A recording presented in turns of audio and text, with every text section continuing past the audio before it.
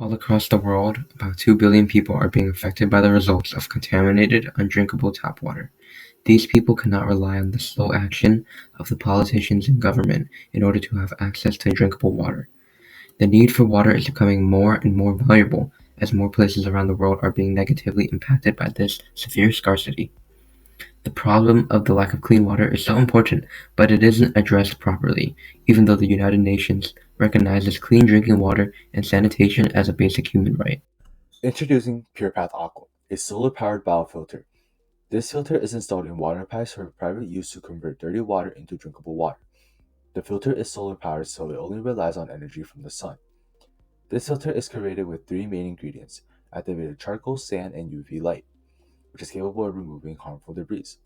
A separate process collects household wastewater and repurposes it for a second non-consumable use through a sanitation process. An app connected to the filter measures water purity to assess water quality in users' homes, along with the data on how much water you saved using our sanitation process, and the potential water you would have wasted. That's PurePath Aqua.